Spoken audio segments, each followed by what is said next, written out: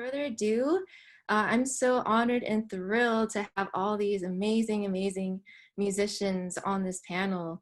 And they have toured all over the world, have been on the biggest stages, stadiums, arenas, and all of that, the biggest festivals.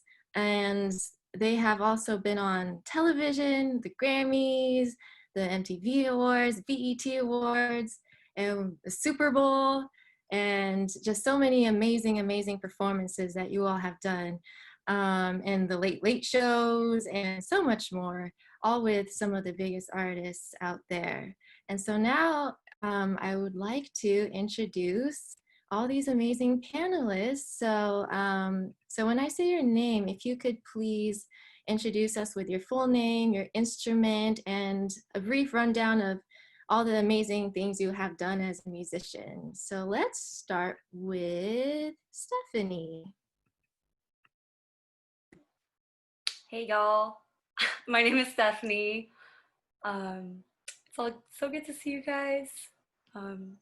Yeah, I'm a violinist, and I mean, I can only go through so much here, I guess, but in my classical background, I kind of have veered off into exploring other genres, you know, different artists, and did some work with Beyoncé, you know, as all of you have, Chloe and Halle, Rihanna, Mariah Carey. I went on tour with this group called the Midnight Hour, which is Ali Shaheed from A Tribe Called Quest and Adrian Young. And we basically toured all of Europe and the US as a 10-piece band, like in a Sprinter van. So that was an interesting experience because I was one out of two of the girls there. And it was super fun and amazing. And my, I guess, vibe is just I have to really kind of believe in the artist and the music in order for me to participate or want to be involved. So that's really important to me. Yeah, and I also DJ occasionally. I have a show on this radio station called NTS, which is like an online worldwide station that features a lot of independent artists. And yeah, so that's me. That's me. Amazing. Thank you, Stephanie. Sure. All right, let's move on over to Bianca.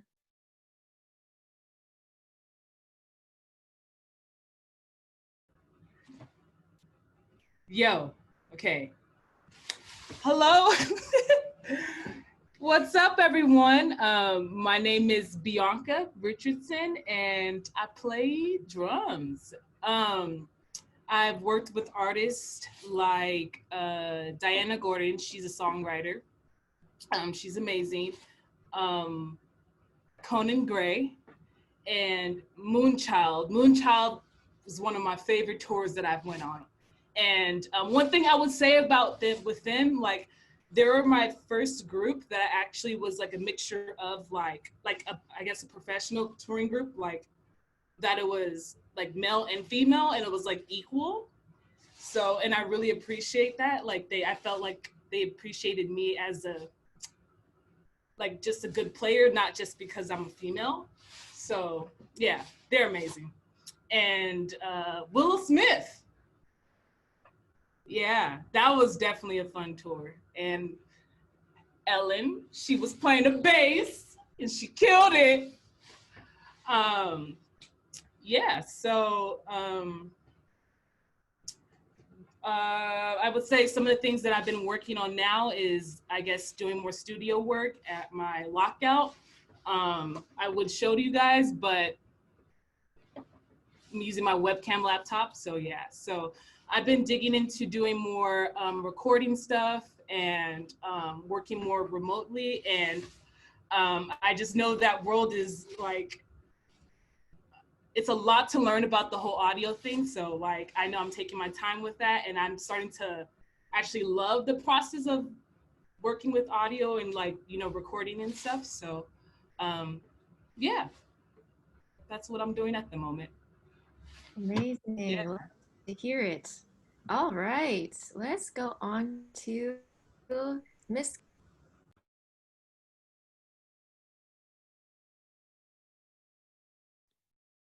You cut out for me. Did you say me? Yes. Okay, I Yes. was like, no one else is unmuting, so you probably said me right when you said it cut out. Hi, I'm Karina DePiano. It's nice to meet a lot of you for the first time. I'm a keyboard player and a musical director. I've toured with Troye Sivan, Rita Ora, Dea, Miley Cyrus, Fifth Harmony, and I'm also the music director for some up-and-coming acts like Malia and MXM Tune and Wen's. I'm classically trained as well and kind of made the switch to a more pop-focused career when I got to college. And right now just kind of working on some virtual performances and practicing for myself, which has been really, really nice because, you know, we're not touring anytime soon. So, but yeah, thanks for having me. Amazing. Thank you, Karina. All right, let's move on to Chelsea. Oh my God, I forgot how to unmute. Hi guys, I'm Chelsea. So nice to meet all of you that I don't know and good to see all of you I do know. I play the bass, I do the classical side of things and kind of the more pop electric side of things. Before we shut down, I was really excited to be working on Beyonce's new stuff. I recently worked on Chloe and Halle's new album, and I got to play with them because the lovely Lynn was off doing other cool things. Hi, I'm a big fan. We've actually never met, but yeah, so that's super cool.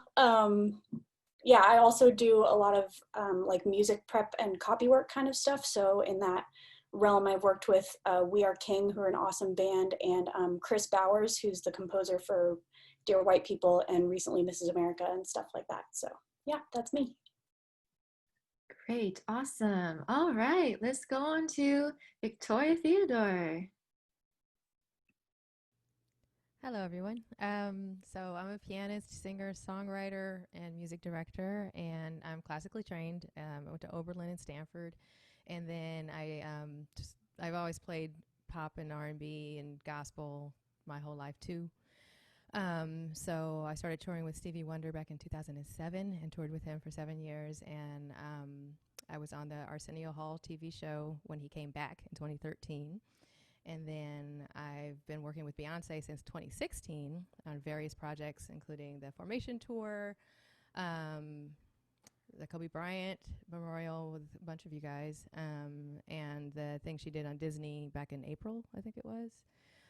Chloe and Halle, I did the arrangement for America the Beautiful. They did the Super Bowl last year with Derek Dixie. And I'm also was the music director for the Donna Summer musical on Broadway in New York.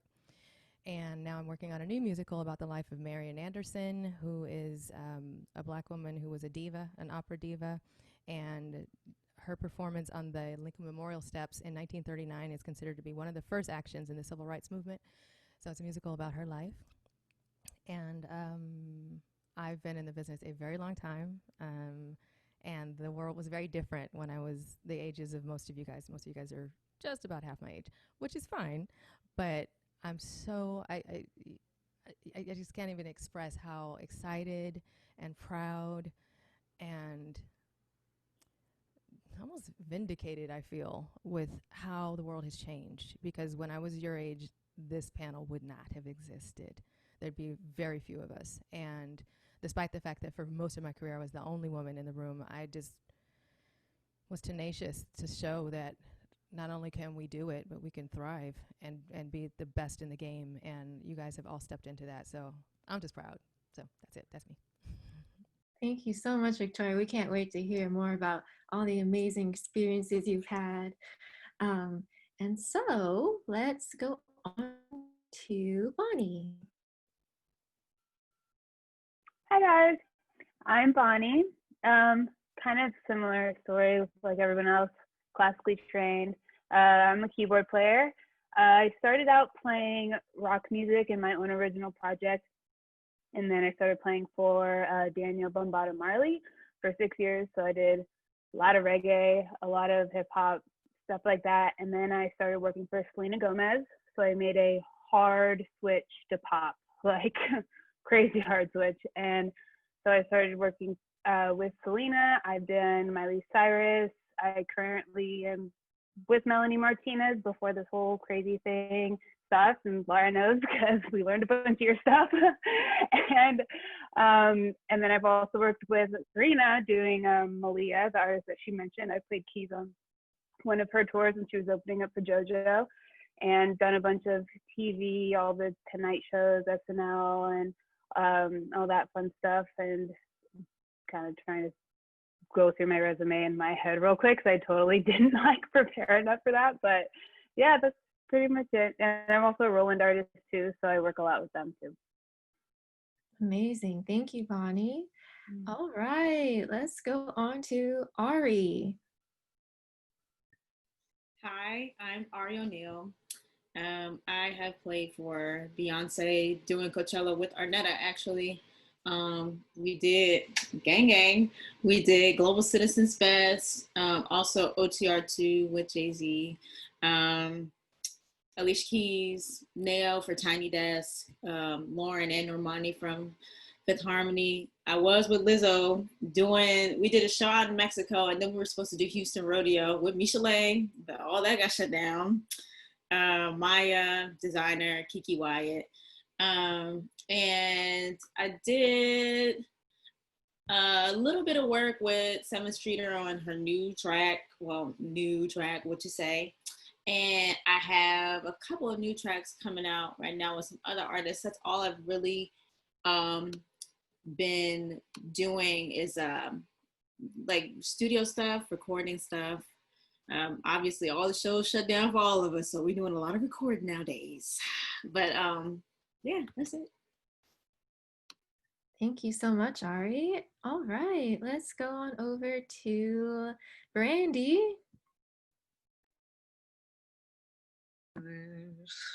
Whoa, what's up, y'all? My name is Brandi Singleton. I am a drummer from Inglewood, California. Not classically trained. I'm a self-taught musician. Just blessed, with the gift God gave me to just somehow just be lucky enough to be, here on a panel with you guys 20 plus years later. Things that I've done currently right now, I have a few artists, dope, amazing artists that I'm rocking with.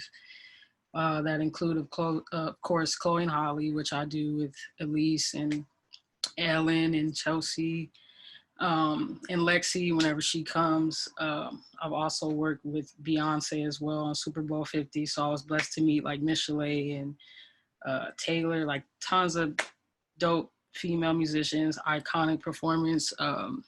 Tiffany Boucher, Alex Isley, Lauren Haregi, Mickey Howard, tons of people. I'm also, like, since this quarantine, been working more on my production, like getting back to that as well, making beats, practicing piano, other skills. I was just lucky enough to be in the studio with Ray J last week and got working on my first placement as a producer, which I'm super excited about. So God's truly been blessing me, and I'm just happy to be here with you guys, and especially to just represent being a Black female who is also queer. Being in this industry, especially for me, is super important to just make my face known, because so many people that look like me or feel like they have to compromise being more of a masculine presenting Black woman. It's definitely been a challenge for a lot of people like myself. So to be at the place I'm at and to be rocking with such amazing artists and musicians, it's a blessing, and I look forward to, telling my journey and everything like that. Amazing. Thank you so much, Brandi. We can't wait either. All right, let's move on over to Laura. Hey guys, can you hear me? All right, awesome. Guys, this is such an honor. I am so inspired by every single one of you guys here. This is such a treat. Thank you so much for having me. My name is Lara Samoji. I'm a harpist.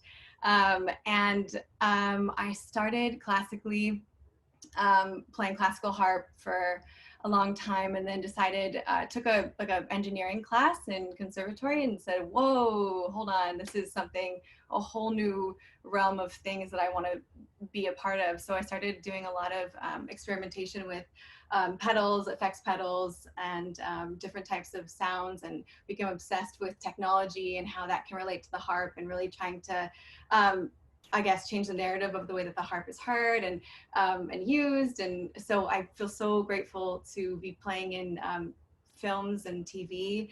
We were part of The Lion King last year, and shows like Mrs. America this year, Little Fires Everywhere,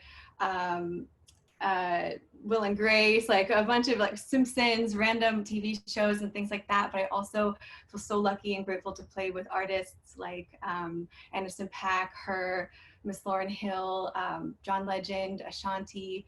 Over quarantine, I've been recording a little bit for Kiana Lede, and just continuing sort of remote recording for different types of shows like Star Trek, just random projects. I just feel so grateful every day to be able to play the harp and make music, and yeah, I'm so inspired by everyone. This is so cool. Thank you so much for having me. This is great. Nice to see you all. Thank you so much, Laura. We're so inspired by you too. All right, let's go on to Arnetta. All right, boom. All right, we here. It's good to see y'all. It's been a little minute, but so my name is Arnetta Johnson. I'm from Camden, New Jersey. And as everyone else on here, we played with some really dope artists. For me, let's see, Beyoncé did the Roots, Tiny Desk concert. Did someone else with Chloe and Halle as well. And so on and so on and so on. I met Mish at Berkeley. Woo-woo. So what I've been doing now, just pretty much like upping the business side of things, like making sure everything is going from here to here. So I have a horn section called Bop Horns. We've been taking off this whole time, going up and up with our horn recording business, and teaching, making, taking that from just, something I just happen to do on the side and making it like a full out, business with that as well. So things have been going great. That's pretty much what I've been up to, along with composing. Just did some work on Brandi's upcoming album. Victoria Monet has some things getting ready to come out soon. So yeah, just keep it short. That's what I've been up to. Amazing. Thank you so much, Arnetta. All right, let's move to Ellen. Hi, everyone. I'm Ellen Sandberg. I'm also super happy to be a part of this. You guys are all very cool people. Everybody's killing it. It's so fun to see. But I'm a bass player, and I've played for some artists like Willow Smith, like Bianca said, which I also got to be the assistant MD for, which was super fun. And then I played for Chloe and Halle too. Like, that's where I met most of you guys. And I play for this huge Indian artist called A.R. Rahman, which is a super fun gig because it's super different and you get to do a lot of cool things. So that's super cool. And I've done recording stuff with Terri Lynn Carrington and Black. I worked with Black too, and some bunch of other artists. But that's just a little bit about me. Amazing. All right. Thank you so much. Let's go on to Marta. Hi, everyone. My name is Marta Honer. I'm a strings player. I play viola and violin. I also have a classical background like a lot of the panelists, and still perform in that field, mainly more in the contemporary music field, as well as doing a lot of session work and live work with pop artists. So like most of you, Beyoncé, Chloe and Halle, Ariana Grande, X Ambassadors, Rumor, Miss Lauryn Hill, lots of different really amazing artists, and then doing various film and TV work in the session scene here in LA. And now basically everything is exclusively remote recording, which is a whole nother beast, like Bianca started to mention. So I'm lucky to have been doing that before quarantine shut down, and now that's the main thing that's going on. Awesome. Thank you so much. All right. And I think we just have Michel'Le left. So let's go with Michel'Le. What up? I'm Michel'Le Baptiste. I am a drummer. I've played with a lot of artists. Some of them I already named, half of them, like Normani, Adam Lambert, or Beyoncé, Super Bowl. Lizzo, we was about to do that for the rodeo. That was about to be crazy with Lynette, Ari, and Zuri on bass. Chloe and Halle I played with Lynn. And now I just got Logic, so I'm like creating like producer type of thing. Going in the lane of like MD, because I don't feel like it's a lot of women MDs. And just to hear like Victoria and other people say like, oh yeah, I'm MDing for this people, it really like just touched my heart, because I'm like, yes, because it should be more women, you know. So yeah, that's what I'm doing right now, just creating and practicing, recording stuff, and willing to like connect with people to create and like do something crazy. So that's what I'm doing right now. That's it. Yeah. Awesome. It sounds like so many of you are keeping busy and recording, and that's so amazing. So yeah, so we're so honored to have so many amazing musicians as panelists today. And so one of the main things that I wanted to discuss with everyone was that, well, usually I would have like one-on-one conversations with other female artists or female musicians, and we would sometimes talk about some of the challenges and some of the sexism, misogyny that we would face. And I kind of wanted to open up the floor and see if any of you have had also similar experiences. And so my first question to you, and anyone can take up the mantle, is what are the challenges you faced as women on and off stage in the live and touring sector?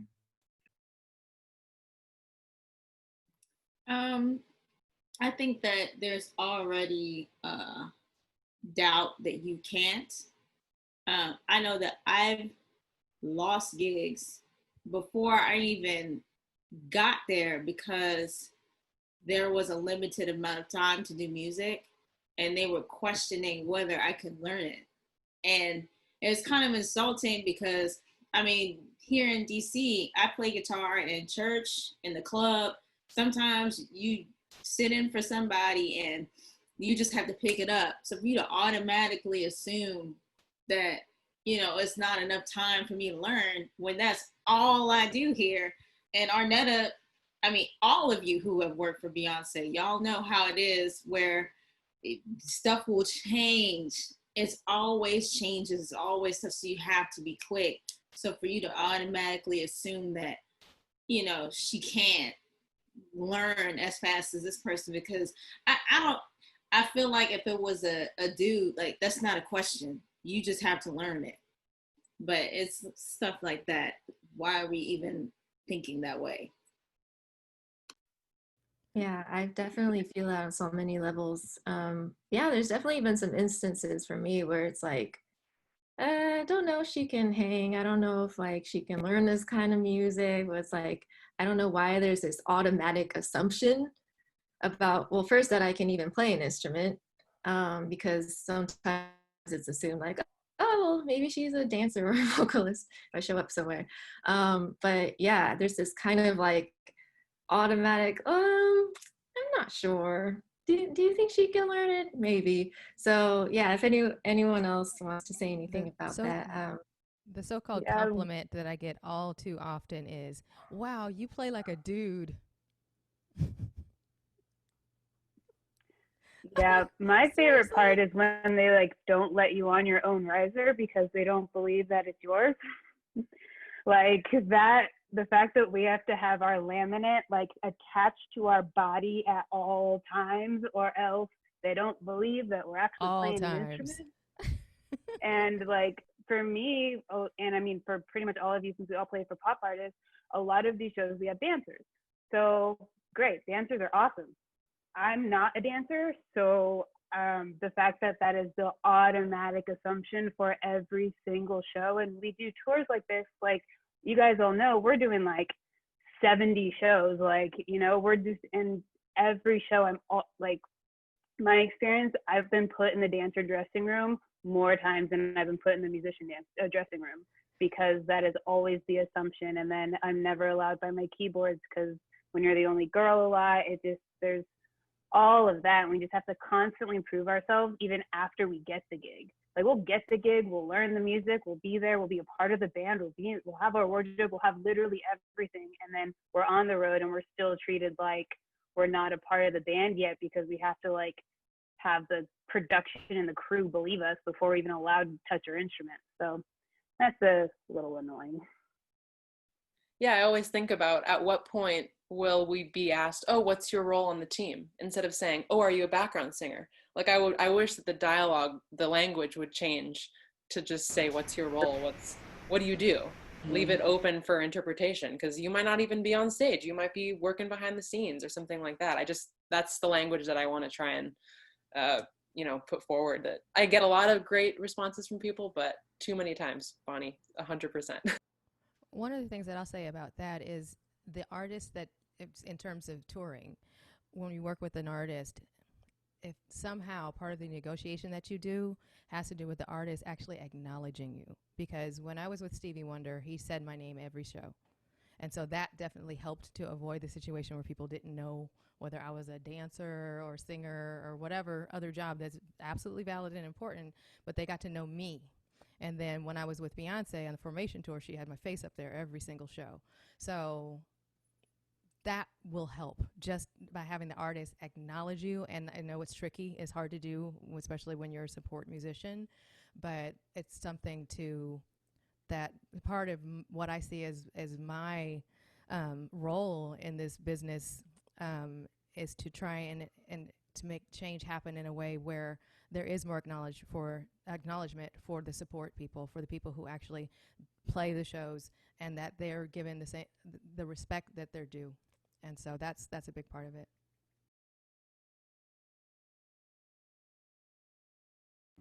I was also, I love all this. I was also going to say that along the lines of believing that you can play your instrument, but also knowing that you know your gear. Like people sometimes like come up to me and go like one time I was in Guitar Center, no shade to Guitar Center, but like this guy, I was looking for monster cables for my board because I have a lot of pedals. I like to, a lot of the artists I play with, I have to use a lot of amps or whatever, and like all of you guys. And so I was looking for a monster cable, something we all are very, quarter-inch cables. And they come up to me and go, oh, do you know what size they're looking for?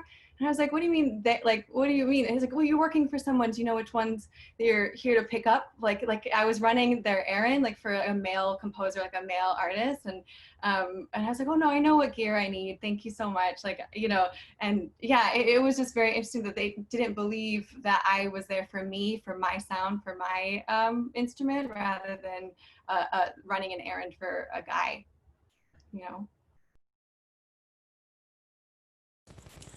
I mean, I think I've had that kind of, oh, sorry, go ahead. Oh no, I was just real quick. I was gonna say that I overheard a production manager one time saying something along the lines of like, "Why does this girl need all these keyboards? Does she even know how to play them all?" And I was like, "Well, they're mine." Like, that kind of thing happens a lot where they question whether or not you even know what the gear is when it's your gear. So like that's just so common.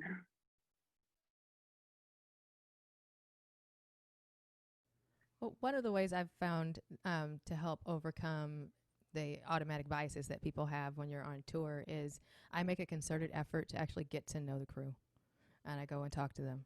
and I humanize them, first of all, which makes a big difference.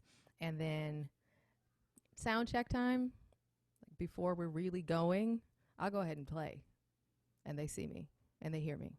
And that shifts a lot, especially if you've already made a connection with someone and then they see you on the stage do your thing.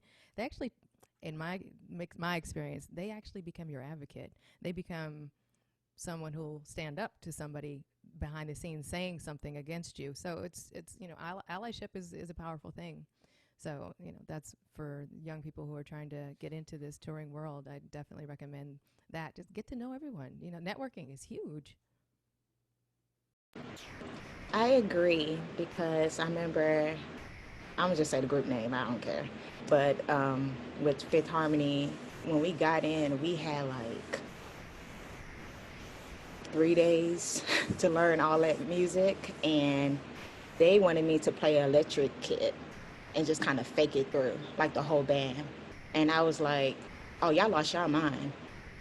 Okay, so sound check, same thing, sound check. We came in rocking. I was like, take this drum, can you give me a pearl drum? These heads, these cymbals.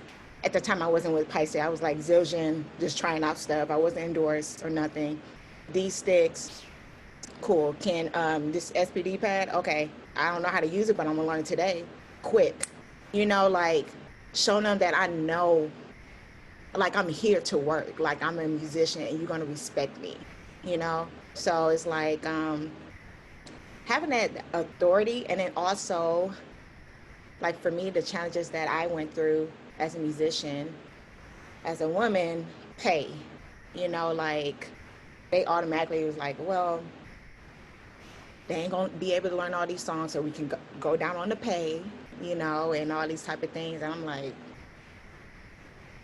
so it kind of like, I do agree with you saying, like talk to them, or like sound check, show them, like you got this. So I love the word authority that you use, Michel'Le, because that's a big part of it too. When I show up, when I get into a room, I'm like the nicest person, right? I'm super sweet, I'm kind, I'm empathetic, exactly. Yeah. But I walk in with an energy of a queen, and I expect to be treated as such, and it actually happens. Exactly.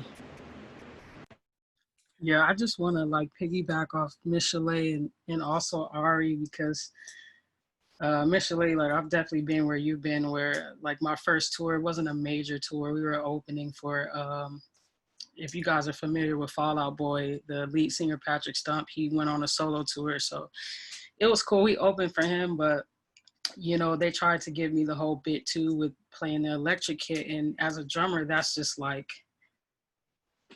you know what I mean? Like, what is that? You know what I mean? Just, they kind of just like try and downplay like your capability, and it's something that's very frustrating, especially like, even today, like I feel like a lot of female musicians, like they're kind of on a little bit of a rein, like they want to keep a rein on you, like they don't, meanwhile these dude musicians, they're out here, they're going off, they're doing, and I grew up like extremely pocket, extremely like precise, and that's what I like pride myself on, just like a vibe, feel good. But I'm just like, damn, when did it get to where you can just go crazy? And that's the thing, but it's like, we can go there too, and we can really do it too, but it seems like there's definitely like a restraint that they try and put on us, like they don't feel like we could stretch as musicians and go there. But for me personally, like I take it, like I go for mine, and it's like,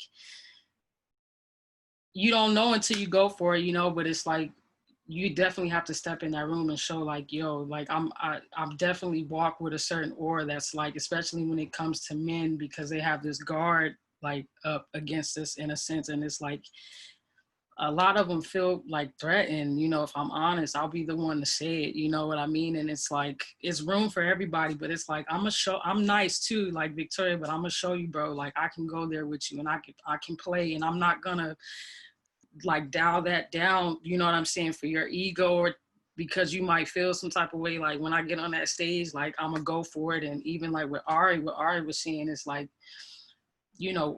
especially when you're from certain cities, like she's from DC, like that's a vibe. I'm from LA, West Coast, like we have a vibe. Like we can pick up music on the fly. Like that's what we do. You know what I'm saying? We can learn. So it's like, I don't be trying to hear none of that, man. Y'all ladies, y'all keep doing y'all thing, man, because we're really changing the trajectory. Like this is it. And like, you know, our time is now and we're here. And just, again, the testament of how many of us are on this panel is like, that tide is definitely turning. So just keep making y'all statements, man. Yeah, this is also very powerful. I'm so inspired. There's one thing I wanted to mention too, because we're talking about how to kind of take authority, like Victoria was saying, and kind of step in and be like, well, let it be known that you're here and that you're here to do the job and that you're going to be good at it. One of my first gigs outside of college was actually with Michel'Le and Ellen and Lexii, who's not on this panel yet. But I was just so impressed with Michel'Le. Like she just went and met the engineers and everyone first. Like she went and just like made an effort, a concerted effort to meet everyone and be like, hey, how are you? And just making people your ally and making it known that you're serious. And you never know who's watching. So that was very impactful for me, is like, yeah, you should really try and make this effort into, you know, being on good terms with everyone. Yeah, knowing your sound people, like that can make or break your whole freaking day, man.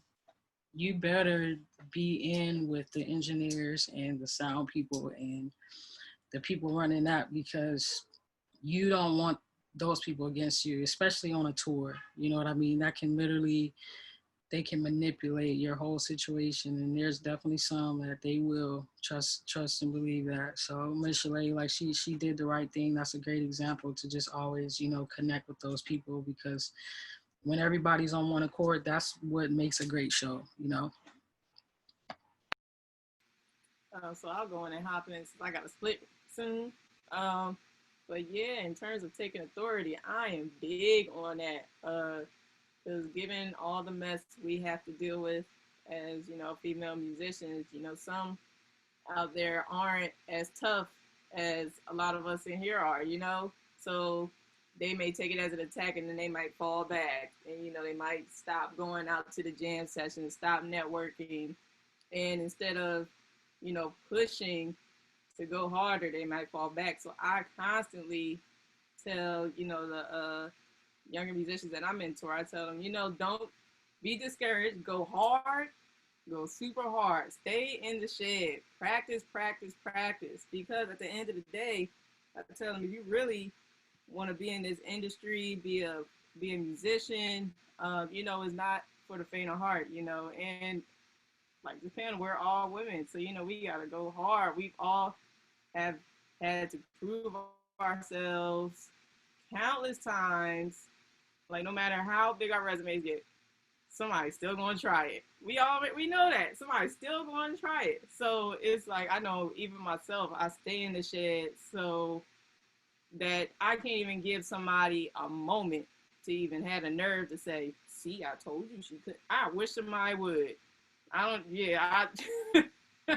So I that's one thing I constantly stress, like, go hard so that when your time comes to pop out and show everybody what's good, no questions asked, you know. So that's my 2 cents on that. So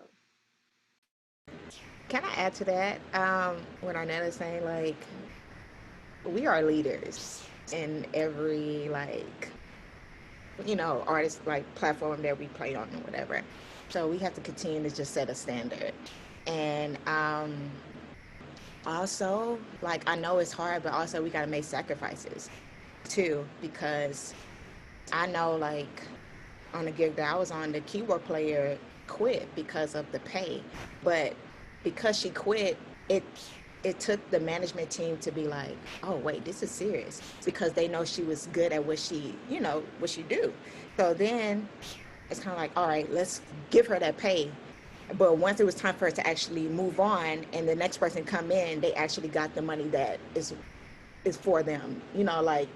So it's like, you have to really just, to me, like, take those sacrifices and just be like, when stuff ain't right,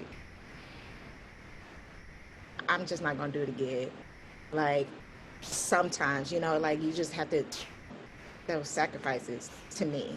So, I mean, because I want the best for whoever's coming up next, you know, so. I think a really huge part of it is like knowing your worth, like really knowing your worth, believing it, and honestly believing it to the point where you are willing to walk away if somebody mistreats you. And whether it's money, whether it's just like being in a toxic environment, whether it's people not treating you right, like you really have to know your worth. And it's really easy to be like, oh shit, this is a arena tour, this is so big, and then someone offers you garbage pay, and it's really easy to be like, but this is going to be really great for my resume. And I've been in that situation where, and it took some negotiating, but I actually walked away and told them I wasn't going to do a gig because the pay was so low.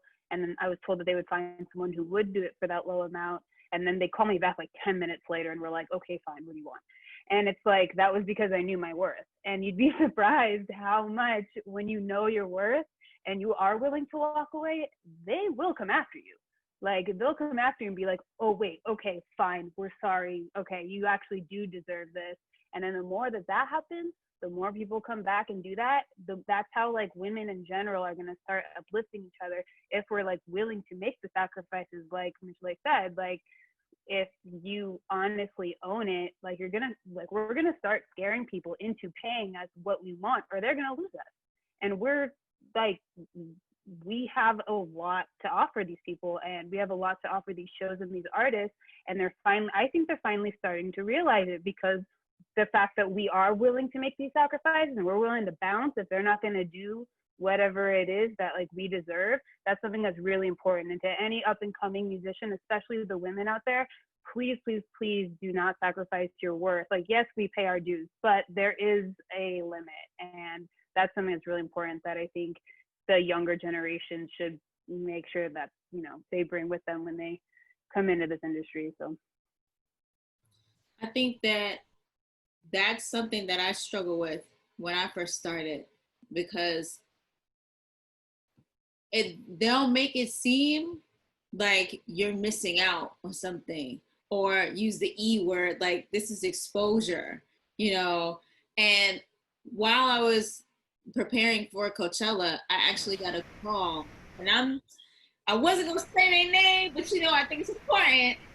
I was on a tour they asked me to do a tour with Designer, and literally tried to get me to do a month tour for $500 a week.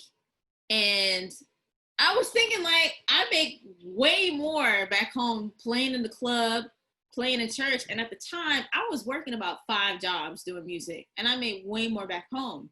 And I tried to explain that to him.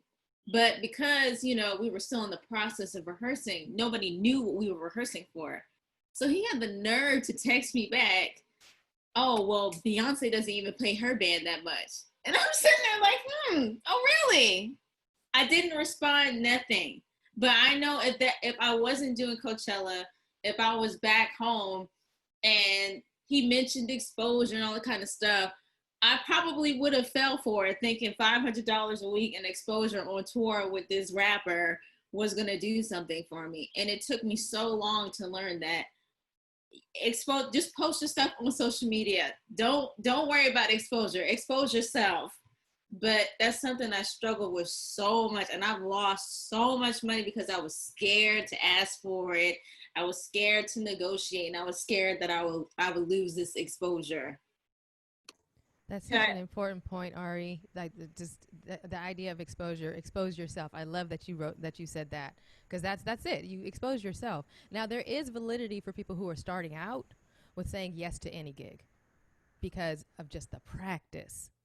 And so if you're just starting out and you don't have to worry about your economics, like if you're like 17, a teenager who lives with your parents or something like that, and you just need to get out and play, sure. But once you become a professional, exposure is up to you, not up to somebody else. And that's where we all need to learn the art of negotiation.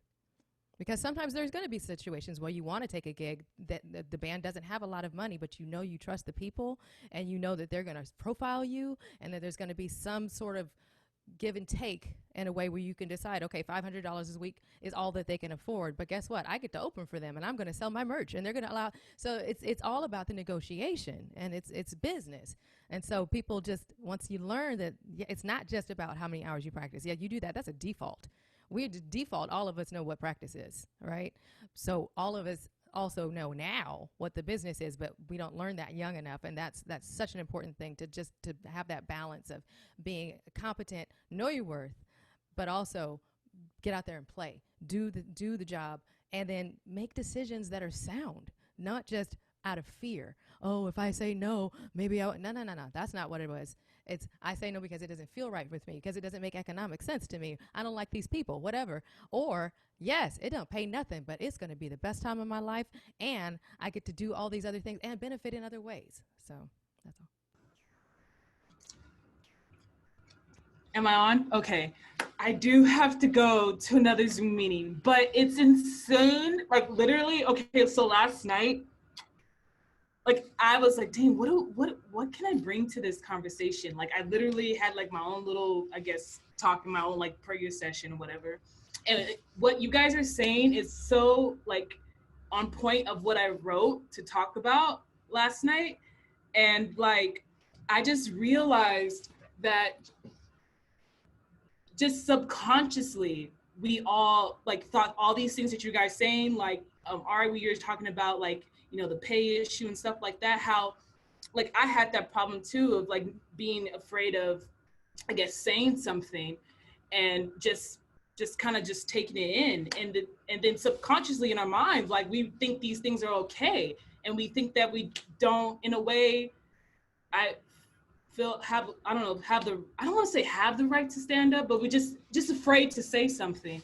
And I don't know, I just wrote down last night saying like, that we just really need to wait on saying yes right away when we've received that email. You know, when you receive that email, talk to your mentor, talk to somebody that you guys, you know, really admire, because, you know, usually the price that they offer you is not the price that what you should be getting.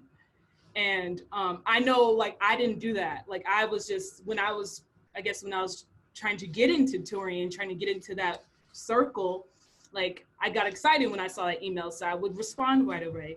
And usually it ends with the result that I could have got, you know, more for if I were to like waited on saying yes.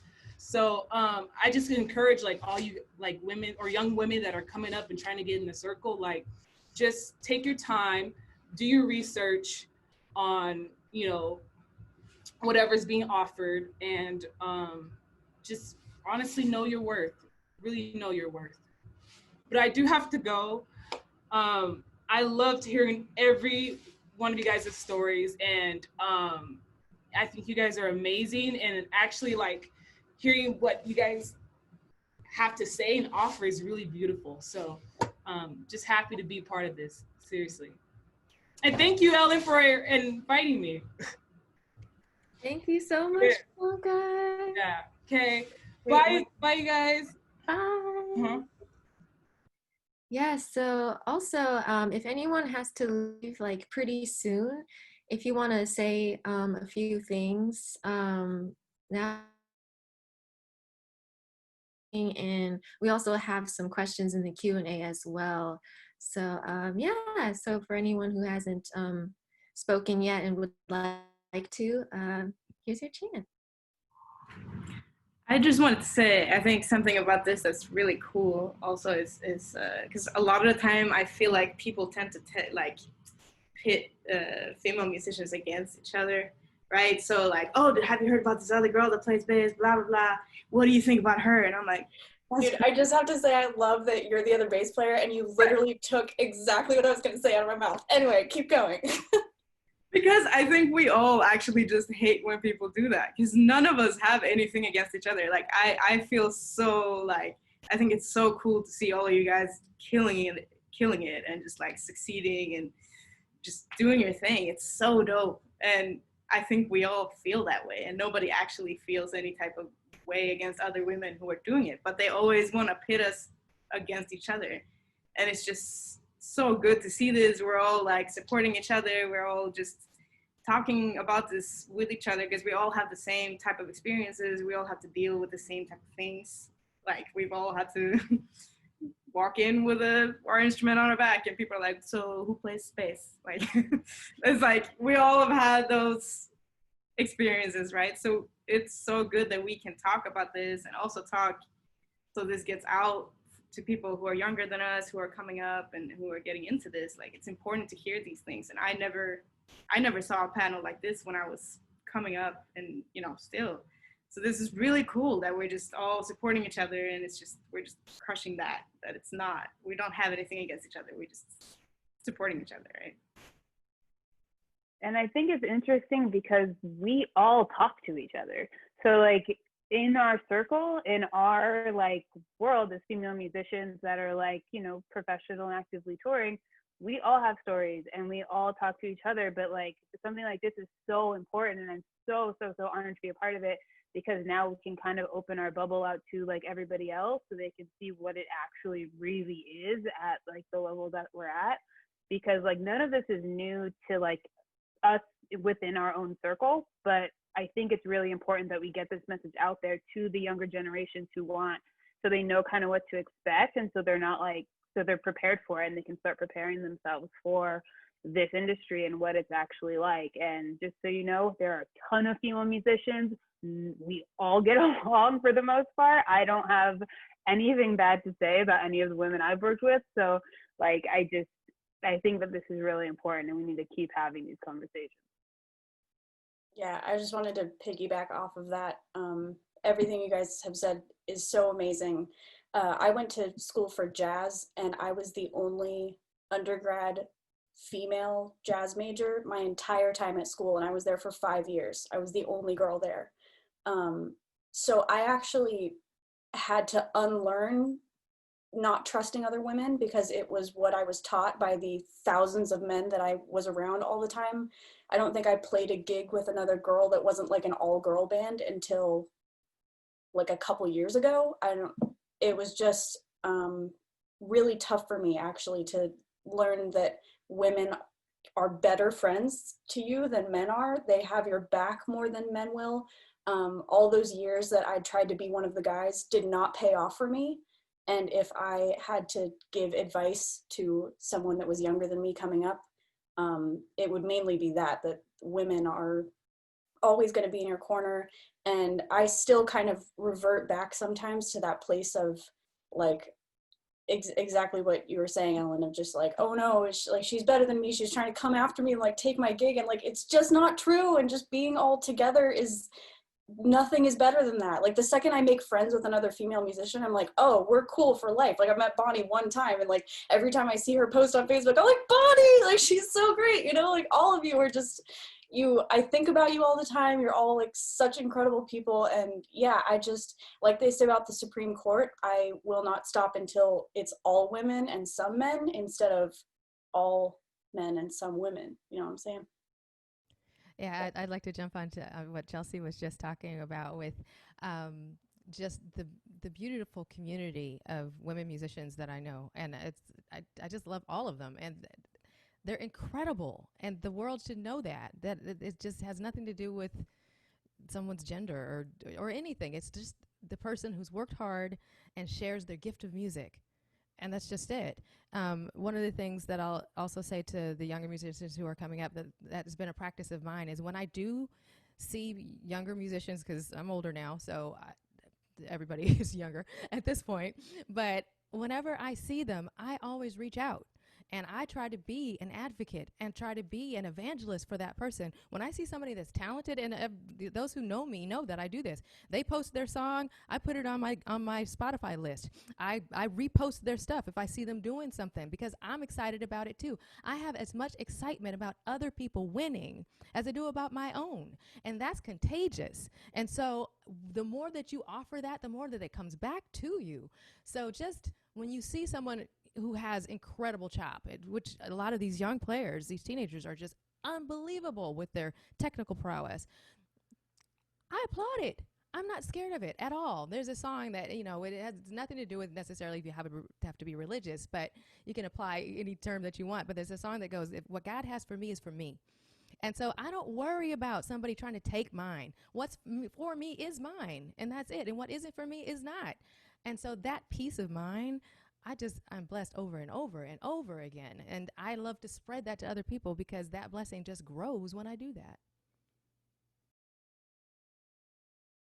Thank you for saying that. Wow, that was amazing. I have to agree with Victoria there because I'm more of spiritual person, and I believe that what Victoria was saying is like what's meant for you is meant for you, and what will come for you, you know. And it's like all these opportunities are going to build you up as who you are, and what's not meant for you won't be there, and that's totally fine.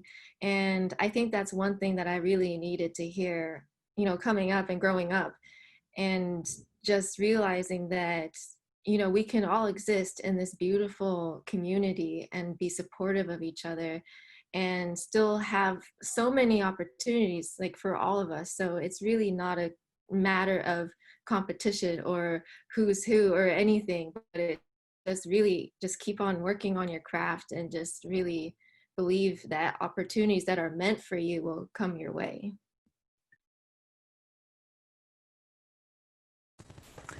I think that's something that is really important if we're talking just in general about being freelance musicians, which is what we all are, is remembering that freelance means that it's not owed to anyone, right? No gig is specifically your gig unless that gig was meant to come to you, which a lot of people have been, you know, voicing. And I think that's something that's really important for us to keep in mind, just for our mental health, as we do try to hustle and have a really consistent and full career. And when you keep that in mind, as well as developing the camaraderie within your musical community, like you guys have all been saying, that's when things start to really flourish.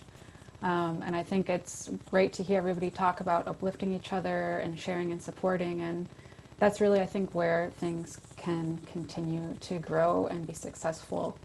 Last year I had a goal that my word of the year was going to be connect, and in the beginning of the year I was thinking about it very career oriented in terms of connecting with more MDs, connecting with more contractors, with more artists and composers to get work.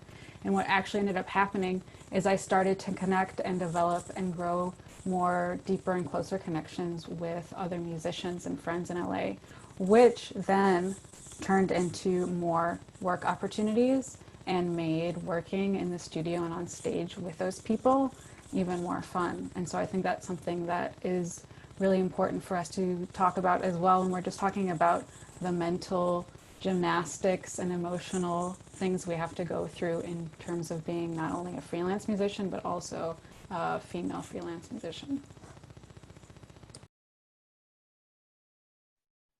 I think another thing that's important to keep in mind is that it's just female musicians, especially in general, just have to be not afraid to take risks. There's a lot of opportunities out there that aren't necessarily described into a box that we may see ourselves, like that may not describe exactly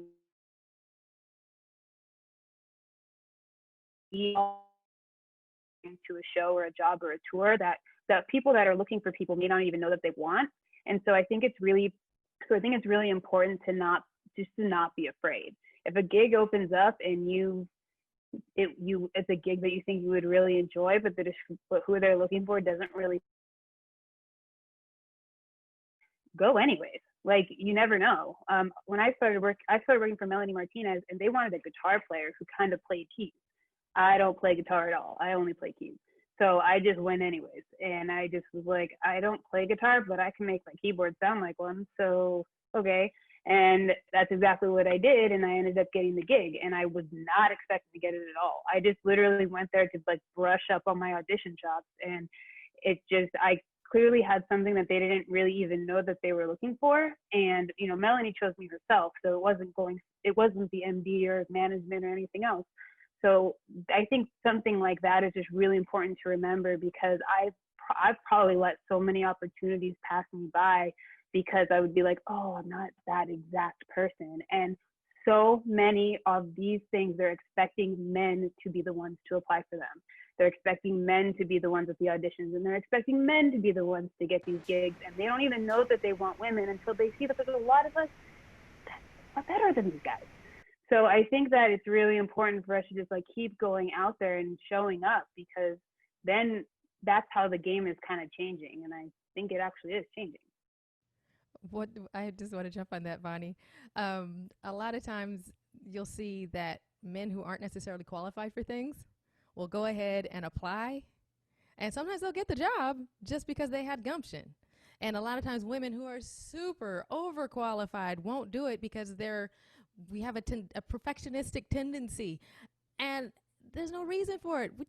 I love what you said. Just go, because you don't know. They don't know either. And you might be perfect. So don't doubt yourself. Just go for it. Bonnie, and I'm even so if it glad. doesn't work, Sorry. Bonnie, even if it doesn't work, you go. Oh, sorry. I was just going to say, I'm so glad you brought up taking risks, because for me in particular, I mentioned I grew up playing classical, transitioned to pop, and I was on a tour where the main keyboard player was leaving, and I was kind of playing second keys, and part of his job was running Ableton, and I really didn't have any experience with it. But I was like, yes, I'm going to do it. I have no idea what I'm doing. And 4 years later, it's like the cornerstone of part of my resume is like being able to run shows. And I just think back, like, had I not just kind of said yes and kind of gone with it, that I might not have that skill at the level that it is right now. Just thinking about how it played into me becoming a music director, and just like how one little risk you take can just, bring you on a new tour, or bring you to meet new people, or bring you to have a new skill that you didn't know was in you.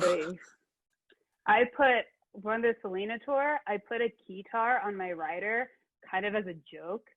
And I think I told you this story. I think you did. I put a keytar on my rider because I was like, this would be really cool if I could play a keytar, but I totally did not expect it at all. I had never played one in my life. I knew nothing about them. I didn't know what I was doing. And I showed up to rehearsal and they had everything I asked for, including that keytar. And I was like,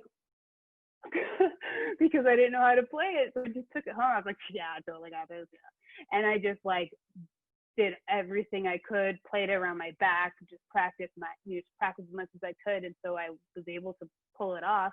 And then it was in the show for like a year. And I was like, okay, thank God. But now I was the face of the new keytar that Roland came out. I do keytar demos with Roland. Like I'm like the keytar girl. And I always tell them like it started off as a literal joke. I had no idea it was even a thing that people even cared about.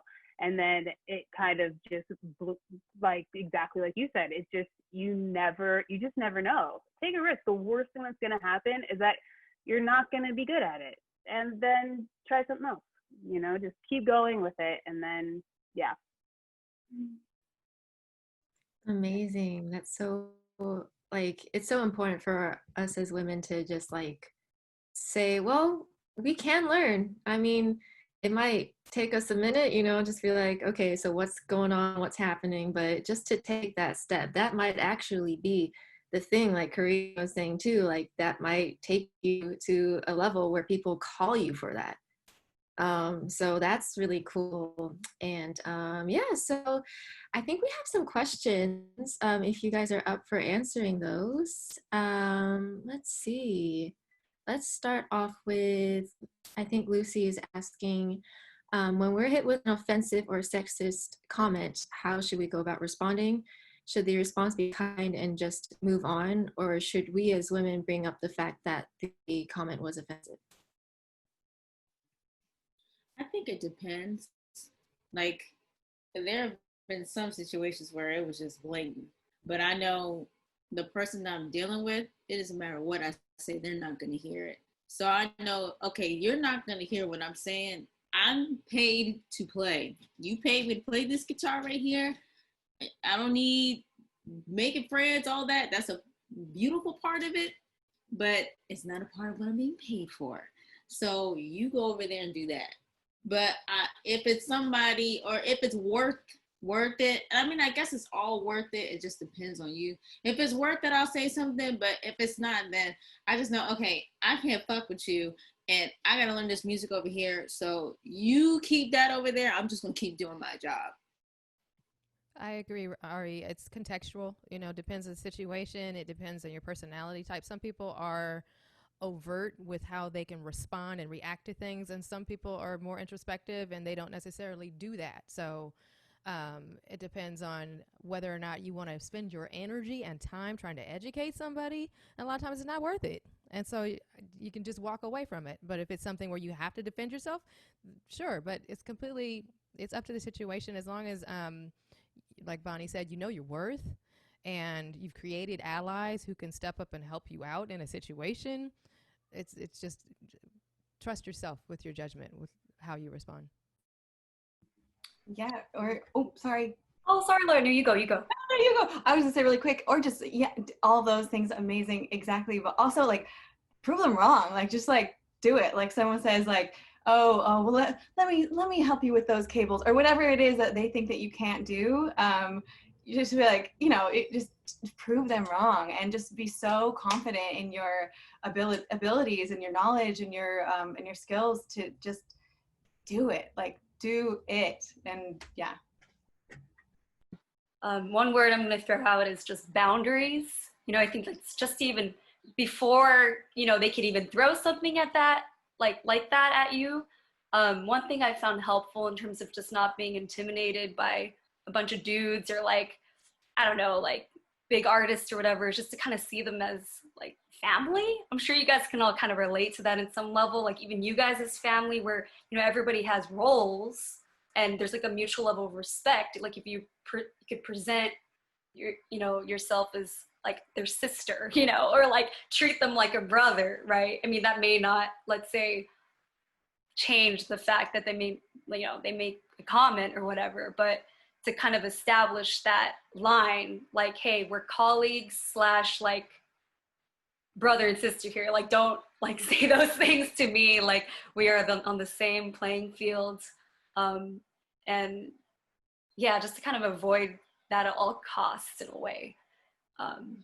Cut out the toxic people. You know what I mean? Just like the vibe that you said at the beginning, like, or they said in the beginning, is just, you know, you have that chance to like say, I don't tolerate that.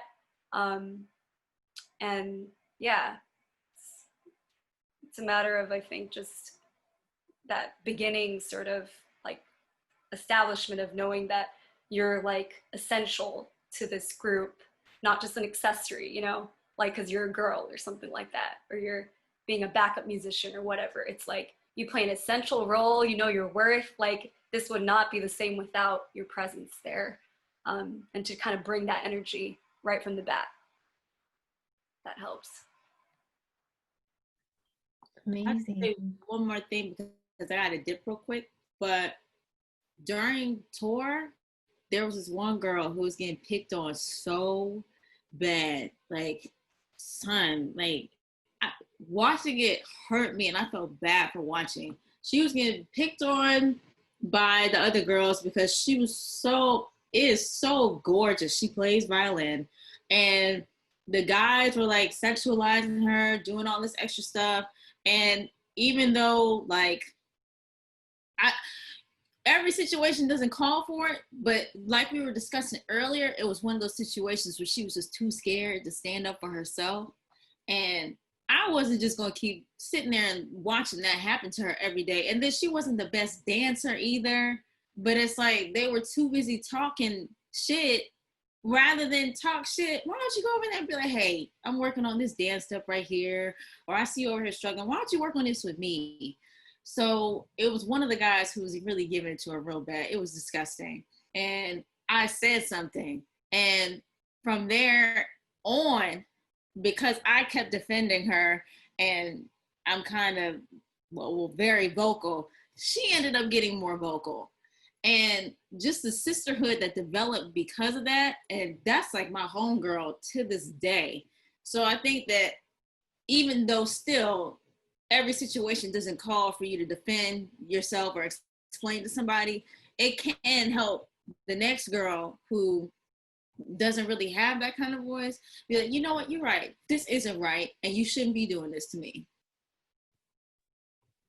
Like, just to piggyback off of what Ari said, I feel like a lot of the majority of the misogyny, like just the blatant misogynistic comments, is mostly from us overhearing them talking about other women. It's not necessarily them directing it at us. So by absolutely acknowledging and dealing with that, and having, like, we're sisters, we got to have each other's backs, and having another sister's back is going to help you amplify your own voice. And like with Ari's situation, that happens all the time, and that kind of camaraderie and then sticking up for each other is really contagious, because when I see another woman kind of sticking up for somebody else or sticking up for themselves, it empowers me to do the same, and then it'll empower another woman to do the same, and we can really help each other out by like sticking up for each other. And if you hear someone say something about another woman and you do hear it, I think it's better if you address it, and and make sure that that's not something that you make it known that that's not okay, because that is contagious, and I think that will eventually create a healthier work environment.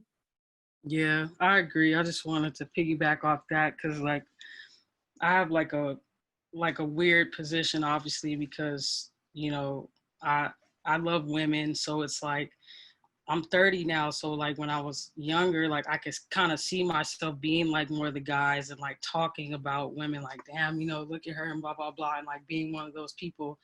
But then like also now too, like now that I'm like older and like I'm more in touch with like my woman side as well, it's like it's a weird pull, because like it's like now I'm in the industry and I'm a part of all female bands, and like I see a lot of the things that like more feminine musicians go through than me, like, because a lot of the times like I'm looked at as one of the guys, like I don't really all the time probably deal with some of the harassment and stuff that a lot of the more like feminine like women deal with. But like just some of the stuff I've seen, like I definitely feel like you definitely have to speak up and be that voice, because I just feel like men get too comfortable, and that can quickly create an uncomfortable work environment, especially on a long tour or something like that, when you're just a super pretty girl. And like, even on a regular day, like women get harassed like constantly just walking down the street, you know what I'm saying? But sometimes when you just go to work and you just don't want to be bothered, sometimes like that energy is directed towards you, or sometimes you do see them directed towards other people. But I just feel like if there's any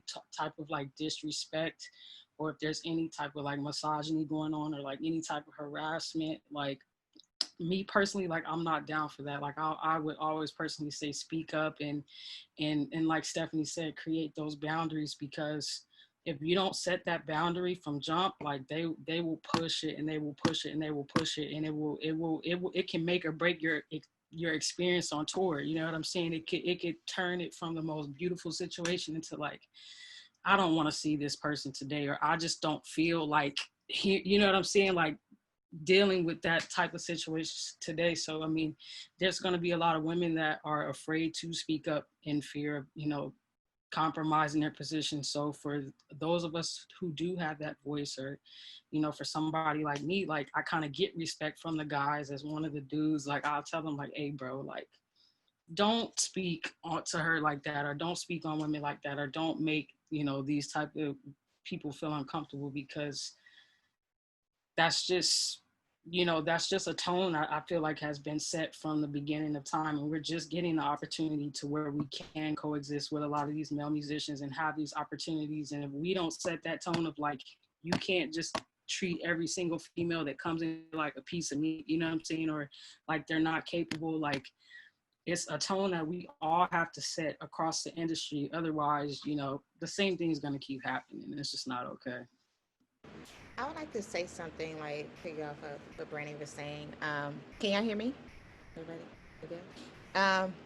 There was a situation where, Ari left, but when we was on the Ariana Grande tour, beautiful thing, because Normani had all female musicians, all female dancers. It was just amazing. but there was this something happened, a situation where like a guy came in and everybody was changing in the girls' room, and he said what he said, but he didn't even care, and he just walked out. Now I'm used to being a person that always be like, wait, check it. I'm checking it. Like, no, that's not gonna happen. But it blew my mind to have what, like 10 of us, like everybody was like, what the heck is wrong with you? Like they went off. And it was just like, there you go. Like I ain't have to say nothing because it was like really good to like just hear everybody be like, no, that's wrong. Respect us, you know, like, and like what Brandi says, like I'm cool with, because I'm a drummer and there's a lot of guys, like I'm cool with a lot of the drummer guys, man, and I was like, what was y'all thinking? What's, please tell me. And most of them say like, you know, we come from the rock camp, you know, where it's like they just talk to everybody however, they don't care. And I was like, but that's not what it is here. Like every tour that I'm on, like I tell these people, I treat everything different because it's new people. I'm not gonna bring what I learned from the other, you know, camp to this camp. No, y'all are two different crews, two different, you know, people. So like, I think it's amazing to see more women standing up for like for themselves and like just being outspoken. And most of the time, I'm not even seeing them being rude. You know, it's the way you say it for people to understand. Because sometimes we're all adults. So if you're yelling, some people is not going to get that. And so they're going to bark back at you. But if you say it in a way and you express in a way of like, it's coming from the heart, like that wasn't okay. I've seen people understand that more. So, yeah. Amazing. Well, these were so many great responses from all of you. I think a good piggyback off of the last question onto the next question kind of returns us to like, as a male musician, what can they do better? Or how can they make you feel more welcome, be more inclusive. What are some things I should absolutely avoid? Based on what everyone else was saying about being allies for each other, that women, when we see it happening to another woman, we say something. The men, if you see it, if you hear it, say something. Don't just passively stand there and let somebody, whoever it may be, disparage your peers, because that's what the women are. They're your peers. They're not just women. They're your peers, all right? And so it's the level of respect that you need to inherently have for your peers. And so when you have that respect, you don't let somebody put down this other person. So that's one thing. And the other thing is monitor your language. Think about it when you hear a woman who's really an amazing player. Don't say to her she sounds like a dude. That's not a compliment. That's perpetuating this misperception that women are in some way lesser than men. And it's ridiculous. And I hope that the world is finally coming around to understanding it's ridiculous. Humans are humans, period. So those are two things that any male musician can do. If you just do that much, that's moving the discourse forward. Yeah, I would also say right now, unfortunately, men are often in the power of being the MD or the person who's hiring for the band. Call women first. I mean, most of us don't even get the chance to get on the gig. It doesn't have to be an all-female band all the time. Make it half and half. Like, I'm not the hugest fan of like, it's all girls or it's all guys. Like, I don't think we're going to be equal until it's half and half on every gig. Speak, Chelsea. Yeah. I get an amen on this, somebody. Yeah. So when I need to like, when I have to call a sub for a gig, I always try to call a girl first, no matter what the gig is. I recommend females to my male friends who are looking for other players. And I think the more men are aware that they need to do that, the faster this is all going to change. So yeah. I've been doing that for years. Like anytime that there's a gig that I can't do, my first call is always to a woman. First. Thanks, Victoria, because you've totally hooked me up before. You're welcome. I feel like that right there is like what was in my brain that I wanted to say that was so crucial. It's like, and don't get me wrong, like I love the all female thing. I think it's great, but sometimes it's like, bro, mix that thing up. You know what I mean? Because I was telling Elise this when we were talking about the whole panel. I was just like, dude, I would just love to see a female drummer up there just with Drake and a bunch of dudes, and it's just her. She holds her own, like she can do a rap gig, like she can, you know what I'm saying? Like it doesn't have to always be, because even that in a sense is like, it is a step forward, but even the all female thing in a sense is like sexualized and still kind of like, it's kind of a gimmick. Even for me, I feel uncomfortable, like I said, because, you know, my appearance, like I'm not girly at all. So it's like when I do these gigs, I'm like, are you sure you like, you know what I mean, want me? Because I'm not willing to really compromise who I am at the same time, like for a gig. Like if I don't want to wear a skirt, like I'm just not down for that. You know what I mean? But I can get on stage with an all dude band and hold my own freaking weight and kill that shit. You know what I mean? We literally don't get those opportunities. I'm sure we've all been in like blind auditions. I just wanted to audition where you're waiting all damn day, and it's probably a couple girls and the rest are dudes, and you know you go into the audition room and they don't even really like look at you hardly, or it's like before you even play, it's like nah, you know what I mean? It's just not it. So, and it's very like discouraging, like as a musician, because you're really pushing yourself for like damn. But you know, I gig around town, like what I do every day, like I gig with nothing but dudes and we be killing. You know what I'm saying? Like a lot of the bigger gigs I do, and that's amazing as well. Definitely needs to see like, okay, female Chelsea was saying more women need to be in position. Like, let me put a band together and mix things up, because that may be one of the only ways we can do that, unless more men in position start looking at it that way and giving the opportunity. Let me throw a female bass player in there with this rap gig or this, you know, Bryson Tiller gig or whatever the hell, you know what I mean? That's definitely needed. It's amazing when I get asked to put bands together, how often I have to remind managers, like, hey, these are the best people for the job. You know, gender aside, you know, you gave me the friend of the artist that wants to play guitar. And I said, okay, cool, but this person that I'm putting forward, male or female, is actually going to execute this job the best. And so that's always been my qualm with all female bands. Like, I love being a part of them, but at what point is it a gimmick, like some of you were saying, and at what point, like, we need to just continue to put the best people to execute a job and have fun doing it, of course. Yeah. I just want to clarify real quick that the comment that I made about it being a gimmick, it is not always. A lot of the time, it's just the best musicians, period. So let's make that clear, that just because it's all female doesn't mean in any way that it's going to necessarily be a gimmick. But a lot of times people do, especially like, who was saying that they wanted you, I was Michel'Le were saying that they wanted you to pretend like you were playing, and that happens too much, and that there's no reason for it, because there's plenty of phenomenal female musicians who can just handle their business.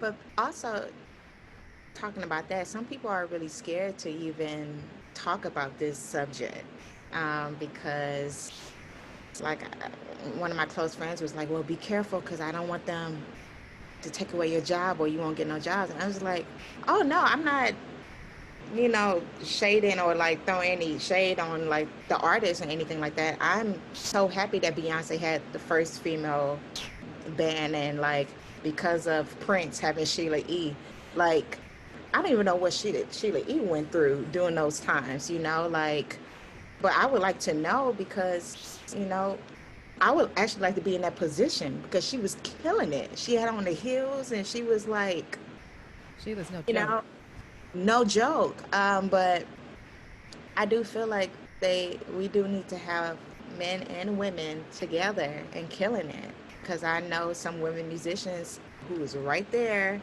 with the OGs that are OGs for the women. Like they got it. So like, give us a chance. Like that's all it is. It's just give us that opportunity. Like some people don't even want to,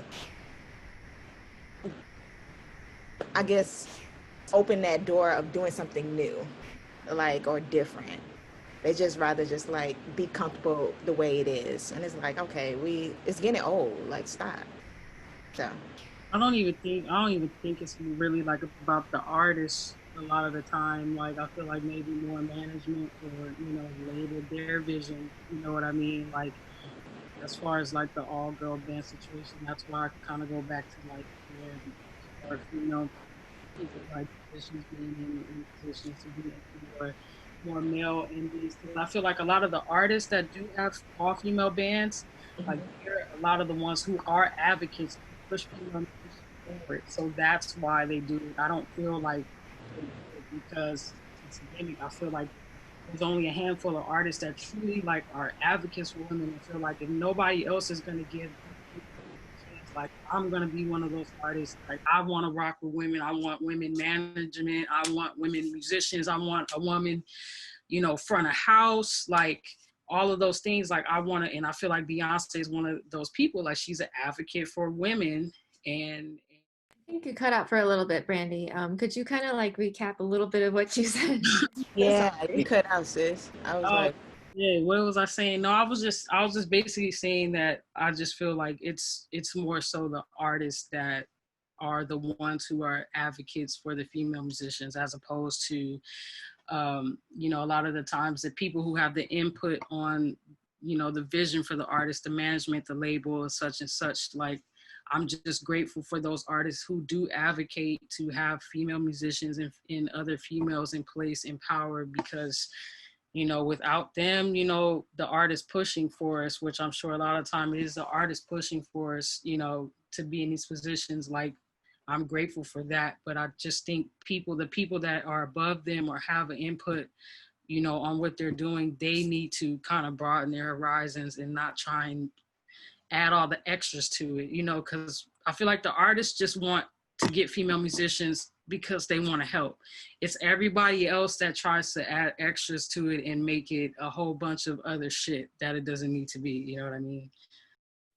I just want to jump in real quick and say bye to everybody. I'm so proud of you all. Thank you so much for your talent, for your focus, for your leadership, and for changing the world and for changing me as well and letting me have hope that this world is going to be a better place from when I was your age.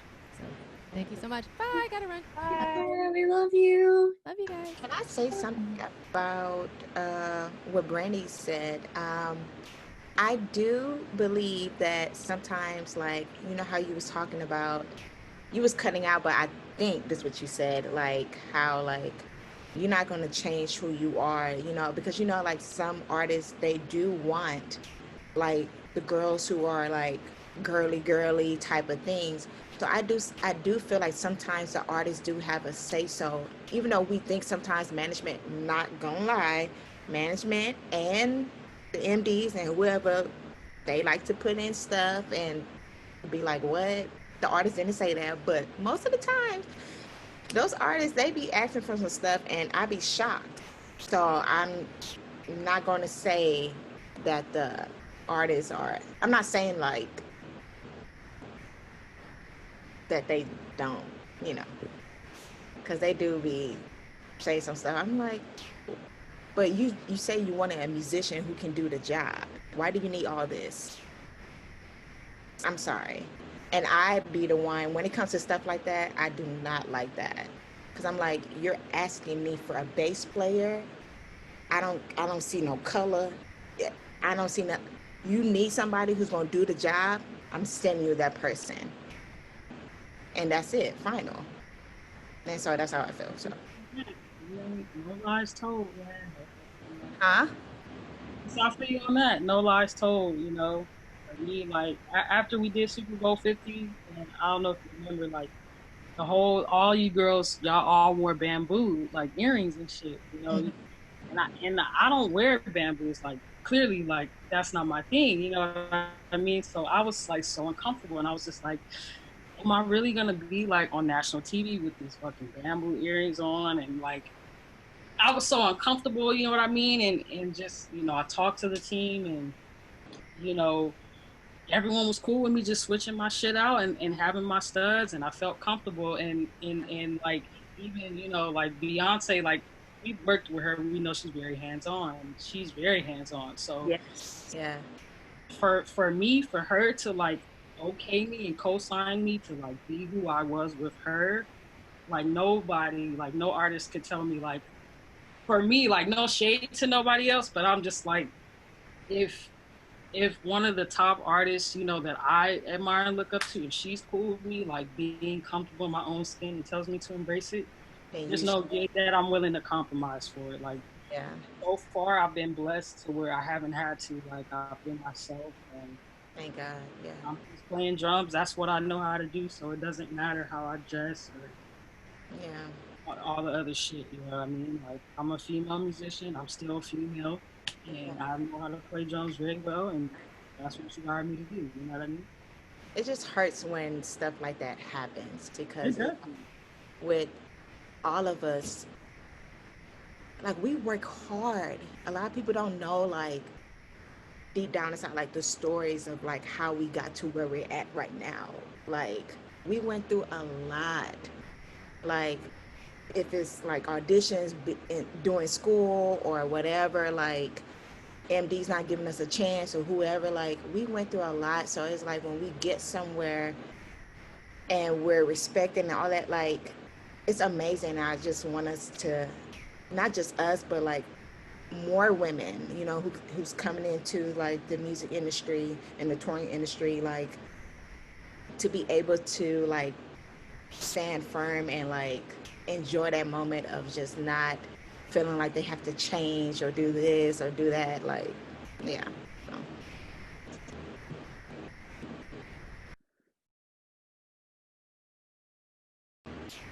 Hey, Lexii. Hey. Hey. Well, what did you know? Hey, sorry. I couldn't figure out how to work this. I'm like an old person. Oh, don't even sweat. This is so great that we can have you. And thankfully, we are all still here. And thank you guys so much for your time. I know it's been already an hour and 37 minutes.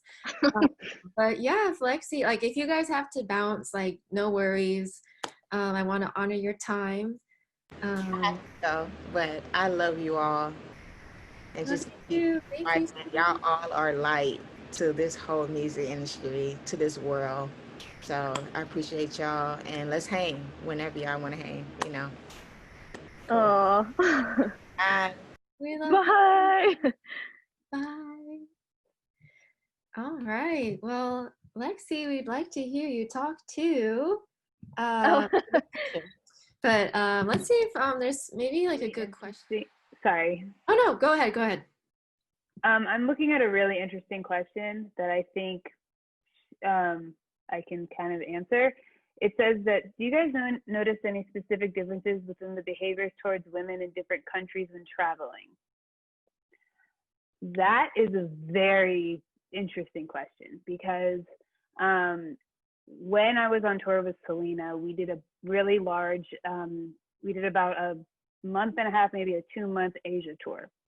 And whenever we went to like Muslim countries, we were supposed to dress a different way, and keep in mind, the guys did not have to deal with any of this. This was only women.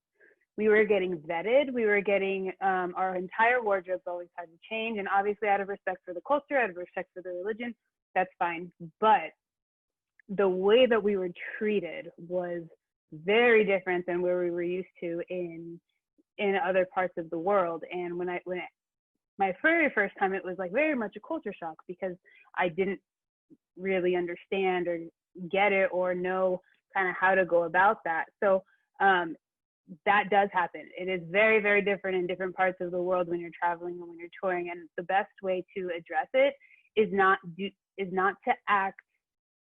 to talk to the people you're actually on the road with and have you guys and talk to each other and kind of basically kind of address it as like a family and as a unit, so you kind of know what you're expecting, because it can get very, I'm trying to say this respectfully, things can get really weird and sometimes things can get a little bit dangerous if you're an American in a place when you're by yourself. Like, don't go places by yourself because there's very different laws that you have to be really aware of, and there's a lot of different things in different parts of the world that are more accepted there that we're not really used to. I'm not going to like go into any more specifics than that because I don't want to be like picking cultures apart, because that's not what I'm trying to do. I'm just trying to make it short. I just want people to be aware that when you do travel to other parts of the world, be very, very aware that you are in a different part of the world. Be aware that you're not in the place that where you're from. Be aware that you're not in a place where you know the laws or you know the culture, and just, you know, surround yourself with your tour mates, surround yourself with your family. Make sure you guys talk about this kind of stuff within each other, and make sure it's something that you approach together. Don't go out there by yourself. You know, when we were on tour, we were staying in Jakarta, and I was in Jakarta for a week. And there were younger people on tour that would leave and go places completely by themselves. Do not do that. So just, you know, be aware of where you are, be aware of the laws, and always, always, always don't be by yourself if you're in a place, if you're in a foreign country where you don't speak the language and things like that. Just make sure that you're always surrounding yourself with your tour mates, because you are there as a family and you're there to protect each other. So yeah, I just thought that was something that should be addressed.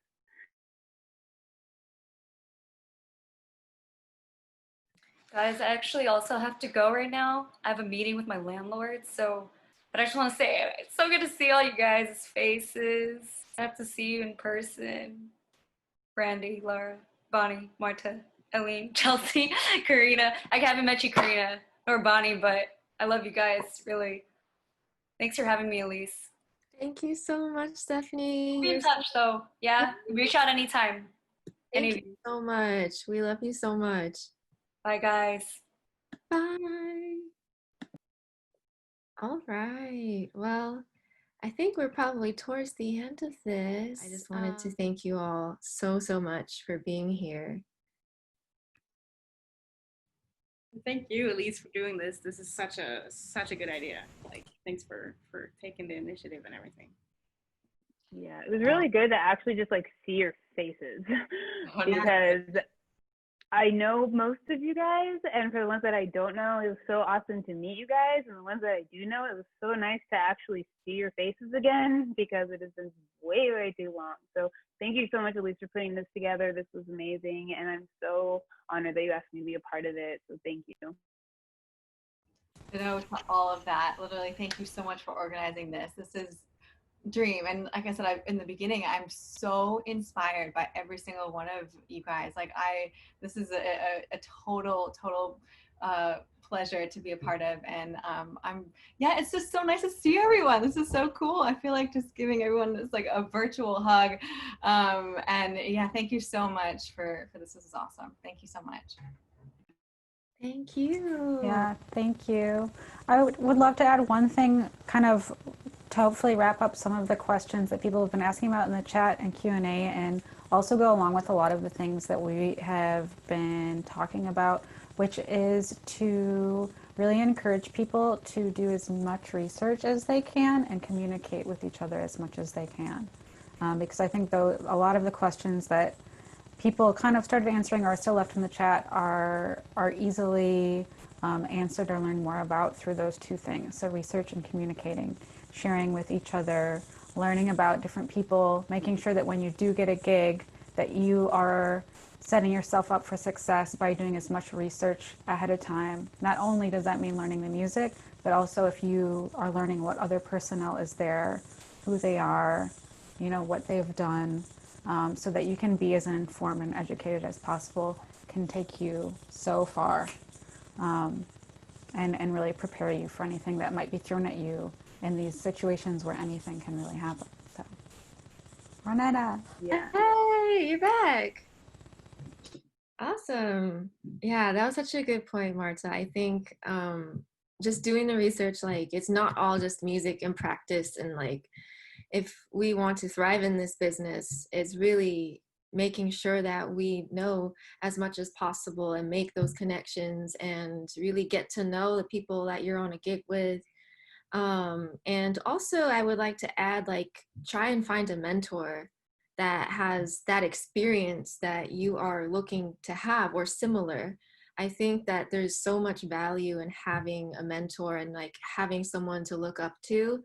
not only that, but also just ask them questions and they will answer so many of them. It's like, how do you respond to this situation? Like, I feel so blessed. Like, me and Karina, we have a wonderful mentor, Patrice Rushin, and she's always there for us. And she has such logical things to say, like in any given situation, and she's not biased towards anything. She's like, well, you have three choices. You can do this, this, or this. And it's just, I appreciate it so much. And it's like, that's it, you know? And I think finding that person and really connecting with them. And there are so many wonderful musicians, like pros, experienced mentors out there that are willing to give their time to mentor up and coming musicians. So I think finding that person, and hopefully through this Turn Up Her Mic program, we can have maybe a few mentors and have like some kind of system or something. But yes, mentors and having like colleagues to talk to as well. So yeah. I just wanted to say it was awesome to see all of you guys too. Thank you so much, Elise, for putting this together. To go off what you said, I definitely did not know any female musicians doing what I was doing when I was younger. And that was super tough. And I'm hoping that as we spread our community together, we can reach out to the younger musicians and like provide that for them. But also my community has kind of become my mentors, I guess. Like we're all kind of figuring this stuff out together. But just hearing all of you speak, you know, I think all of us could probably hold a press conference for 3 hours about everything we've dealt with as a female musician. But still hearing all of your individual stories, it's so unique, and it provides like not only validation, but like another perspective or something I haven't gone through yet. I just really, really appreciate it. And I look forward to calling you all for gigs in the future and seeing you on the stage and not through a dumb little screen. So yeah, thank you guys all for this. It was cool. Along the same lines, I just wanted to say thank you to Elise. Patrice would be so proud. And it's so great to meet all of you. And I also, like Chelsea, can't wait to play with you whenever that may be. It's so awesome to hear that we each have such unique experiences, but they're really quite similar. And to know that I have all of you, what was it, like 14 of us, that I can call on, add to my roster, just it just makes me so happy. And just seeing all your faces, new and old, just makes me smile.